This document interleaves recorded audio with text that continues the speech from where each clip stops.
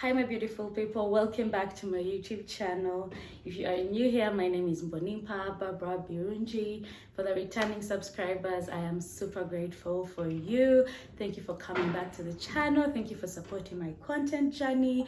Thank you for joining me on this life journey, because literally my channel is bits and bits of my life shared with you, and as you know, I always take my YouTube family along for everything that I do. So it's been a while since we did hashtag let's talk. So I've had this on my mind for a bit, especially coming to half of the year. Happy new month. Meanwhile, it's halfway the year, guys, and it's just like, yeah, like we're halfway the year, and you know what that means. Like the year is going to end anytime soon. Like before you know it, now it's summer, and then before you know it's going to be like Christmas holidays, and then before you know it, we're like 2023, and yikes. Yeah, so it's like, what have I done with the 6 months, and what are my next 6 months goals? And you know how we set New Year's resolutions, this year I will, what? So it's kind of that reality check time, like how far have you gotten with your goals and everything. But today's video, I'm going to share something I've been reflecting on. I mean, I'm 25 years right now, and I was just reflecting the other day, and I'm just like, what would I tell my 18-year-old self? Like if I could go back in time, like this version of me could go back in time, what kind of advice or what exactly would I tell my 18-year-old self, based on what I was going through at the time, in the different things from career to education to finances to relationships to friendships to faith journey, mental health, and everything. So yeah, let's dive right into it. So first, let's do finances, career, and passions. I wanted to separate the three, but let's kind of dive into the three of them because I feel like they go hand in hand. So at 18 years old, I was in high school. That was Form 5 into Form 6, so my A levels. And it's even funny because if you told me back then that I would be where I am right now, I'd be like, you're joking, like you're kidding. Like I basically dreamt about this life I have right now then, but it was just a dream, just a want. And I won't lie to you, I didn't really think I was capable of achieving it, but I still dreamt about it. I still said, imagine what if could be like, oh my days, if by this age I would want to like be doing this and this and that. The only thing I don't have yet is a car.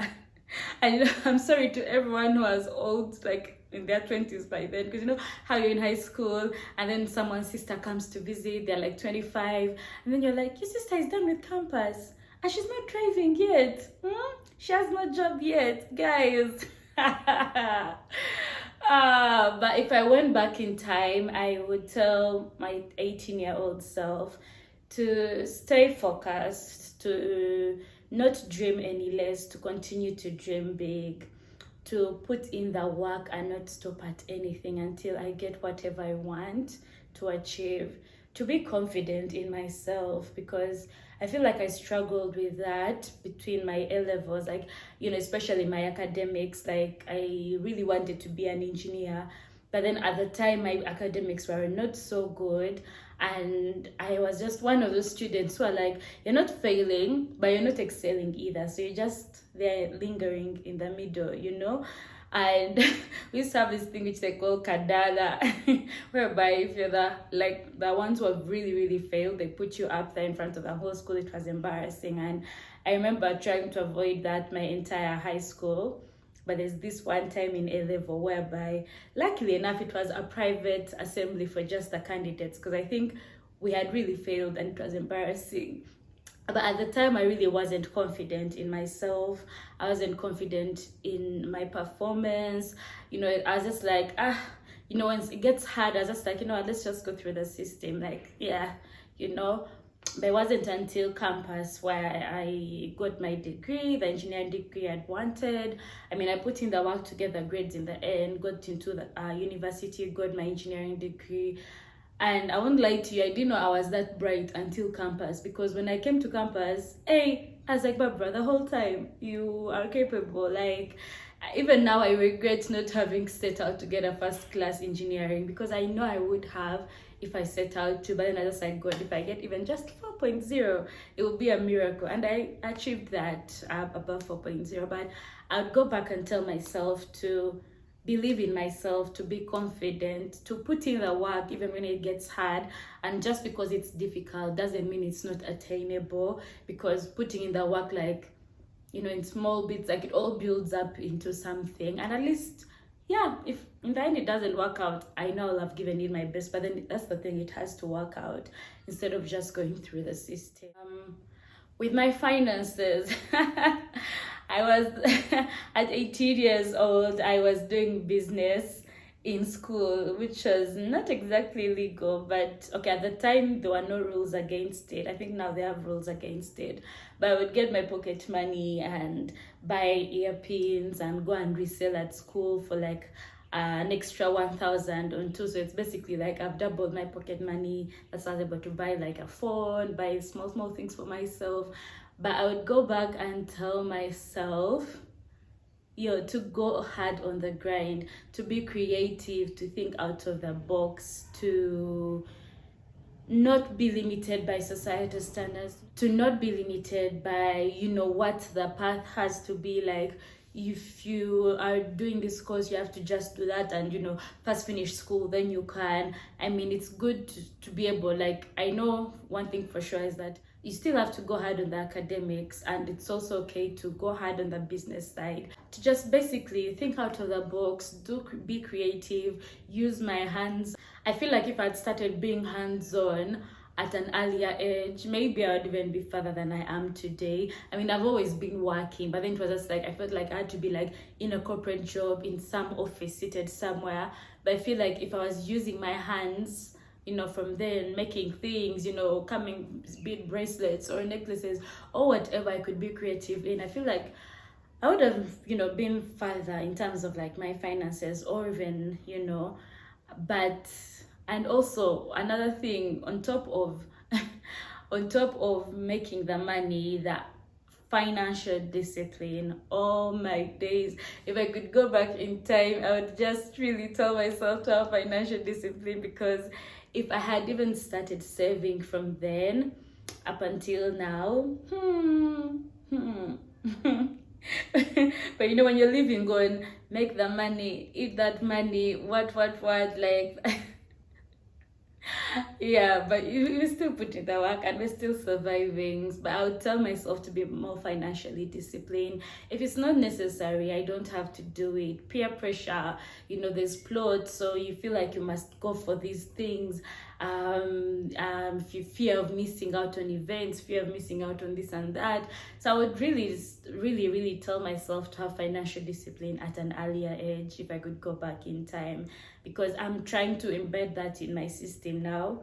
And I won't lie to you, it's been hard, especially this year. I feel like this year is where I was just like, Barbara, we have to cap it up. Financial discipline, like, I will still have fun, I'll still go out, I'll still enjoy, I'll still get myself nice things, but financial discipline.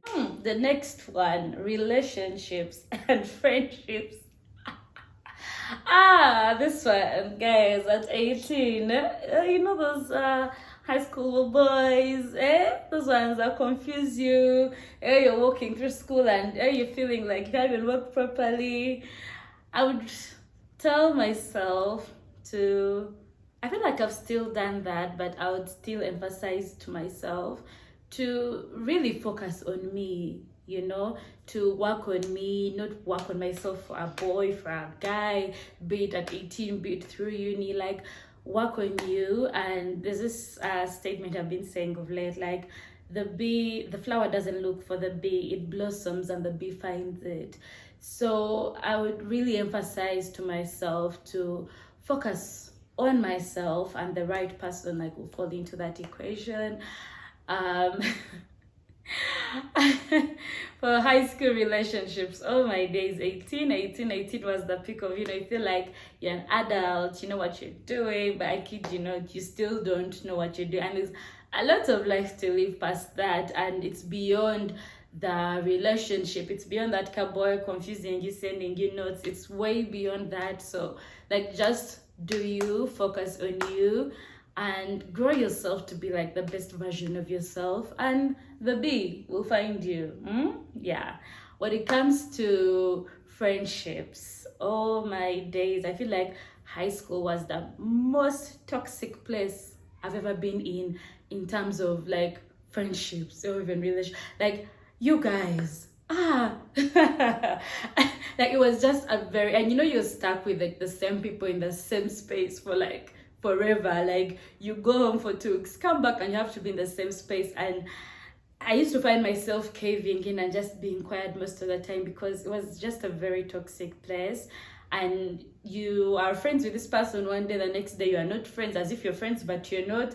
Like, like you never really know who your friend is. But it's beautiful, I think, when you step out of high school, and there are friends that have remained over the years, like from high school up until now. Like, there are friends of mine that are like here, like for life, you get.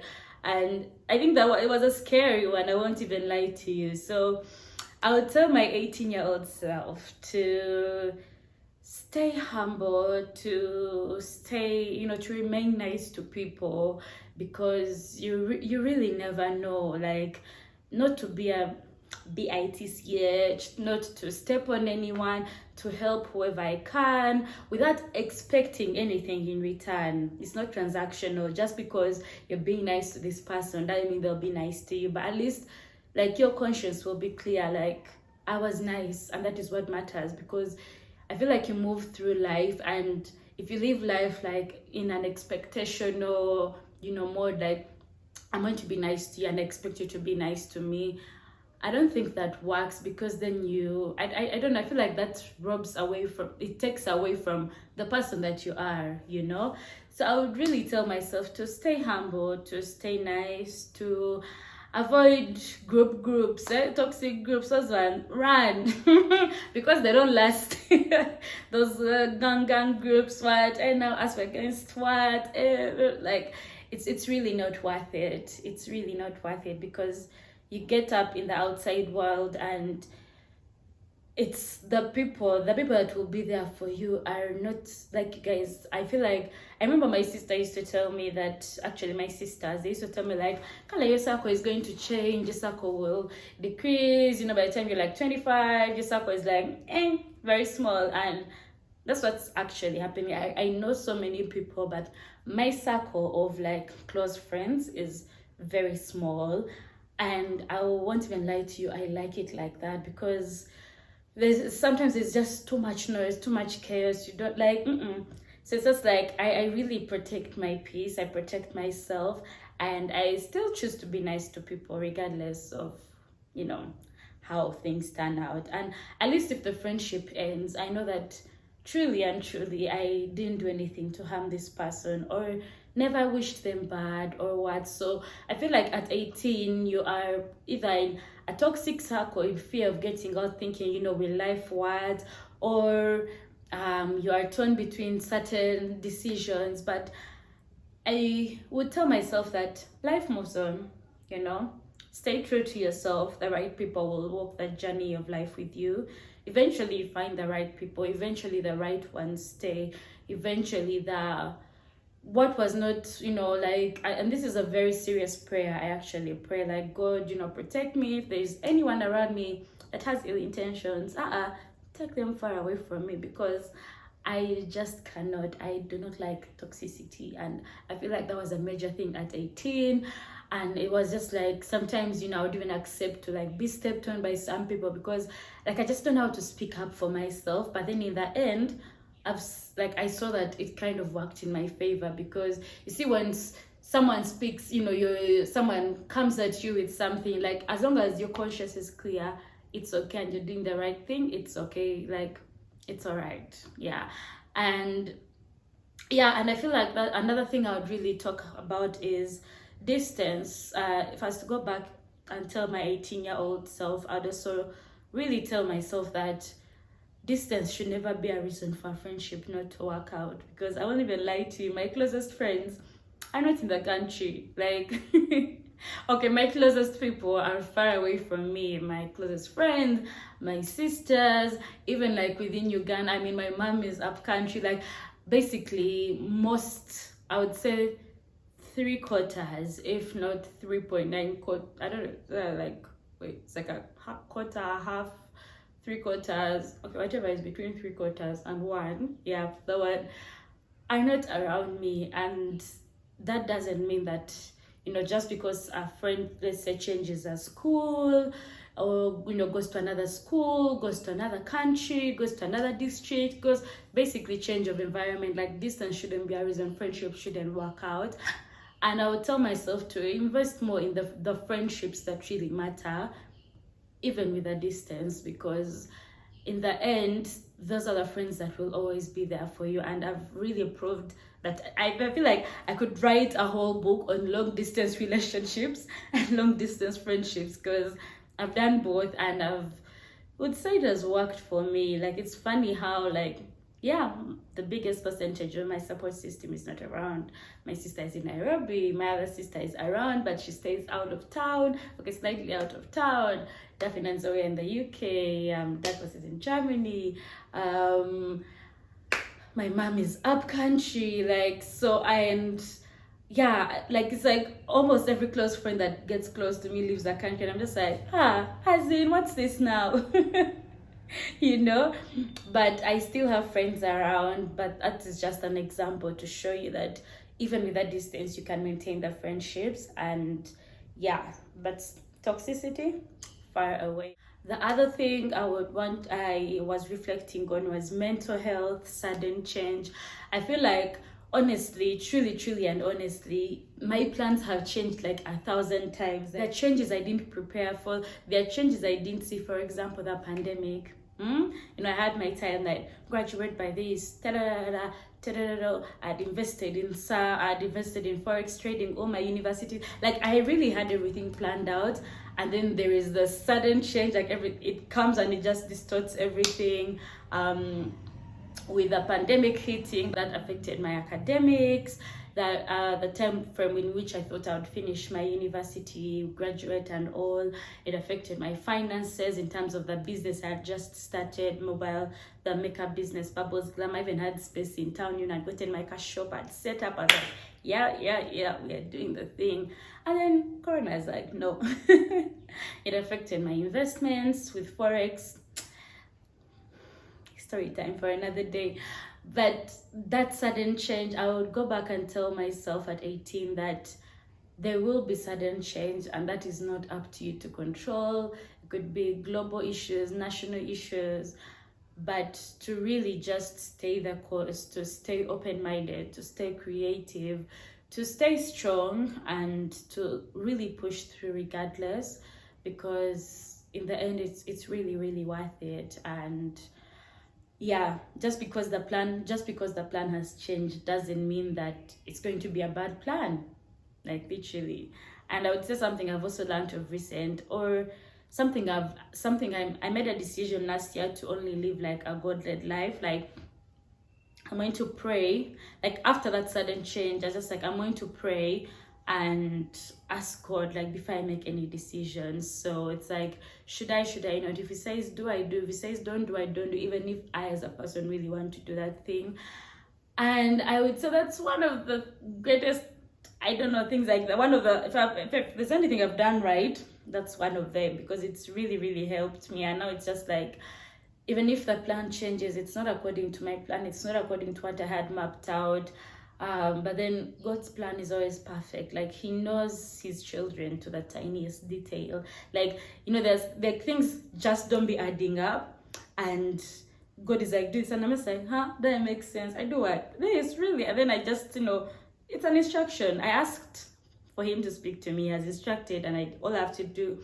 And it's now, like, I would say it's June, and some of the instructions I got beginning of the year are starting to make sense now. But in between, they are very blurry. But I would really tell myself to surrender my life, to surrender my plans, to surrender everything that I'm doing to God, and just kind of walk that journey with him, And even with mental health, to really prioritize. I feel like we're going through a at school at around 18. Like, we're going through a lot that we're not even aware about what we're going through, the anxiety, the probably depression, or all these other things, palpitations. Like, I feel like I was going through those things, but I just wasn't aware that I was going through them.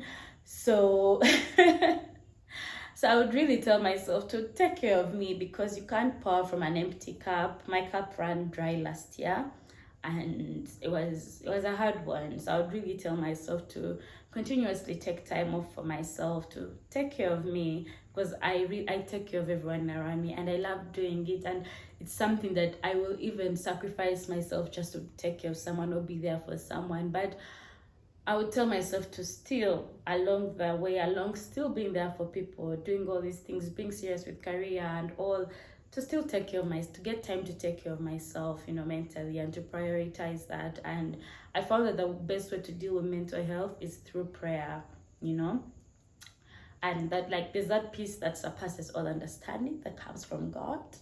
That, I've been getting a lot of comments, "Oh, Papa, you're glowing, oh, Papa," and I'm just like, there's the skincare, there's the hydration, there is the diet, there is what, but I won't even lie to you, it is peace. Like, that peace that comes from God is responsible for my glow, because I feel like stress manifests physically, like, and especially like once I'm stressed, you'll know. Even my face will just report, like, once I'm stressed, you'll know. And then also family, that is a bit of a tricky one, because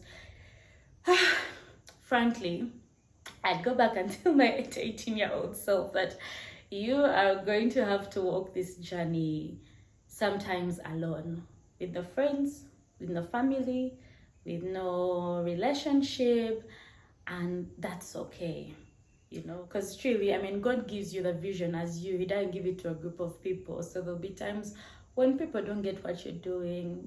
I won't even lie to you. No one got what I was doing when I was getting into makeup or what, like, and I can bet you there's still family that still don't get. I've gotten comments of like, "Oh, Barbara, why would you do something that even an S4 dropout would do?" And I'm just like, okay, cool. You're at a family gathering and someone is telling you that. Why would you do something like that? They're judging you left, right, and center. You should go get a job. That is where you'll meet men of a certain caliber. And I'm just like, guys, our priorities are different. Like, oh my days. Like, it's just like, shut out the noise and do you, and focus on you, and walk your journey and walk your path. Eventually, they catch up. Even my own eventually they catch up. And yeah, the last thing I'd maybe like to highlight on is passions. Build on your passions. I would tell myself to build on my passions. If I like something, if I'm into something, if there's that thing on my heart, I feel like our passions are a representation of our purpose on earth. Because think about it, we are all on earth, but we all like different things. For some reason, I like makeup. Someone out there is into, like, I like makeup, hair, basically everything beauty. And someone out there is probably into electronics. Someone is into the computer world, coding, what. And I feel like everyone has a unique purpose on earth, and our passions, I honestly truly believe, are a representation of what we're supposed to be doing here. So build up on that, think out of the box. And really try to make a decision to live a happy life every day, every single day, to love, to show love, to give love, to care even when you're not receiving it, to stay true to yourself, to put in the work. The things are going to be okay. Eventually, everything adds up. The hard work, the friendships that are meant to last will be tested by time, distance, and all, but then they will last. To be okay, that some people come into your life for a season and not forever, and that's okay. Not to hold on to things that you should have let go of. To really stay strong in God, to live a God-led life, to let go and let God, to trust Him, to do you, be you, blossom. And even in the sector of, like, I'm 25 and I'm single, and I honestly didn't see this coming. Like, I thought, but now I'm single at an age where most people are getting married. But it's okay, I will blossom and the bee will find me. So I think that's about it for today's Let's Talk. Happy new month. I hope that you all go hard at your goals for the next 6 months. Set timelines. Do you be the best version of yourself? Blossom, my queens. Even the gents, you can also be a bee. You blossom from your hair. So by the time you come to a flower, you are you're an attractive bee. But thank you for watching. For everyone that supports my channel, I'm grateful. If you have not yet subscribed, what are you even doing? Hit the subscribe button, like, follow, share, and let me know what you think in the comments and what you would tell your 18-year-old self. Otherwise, good night.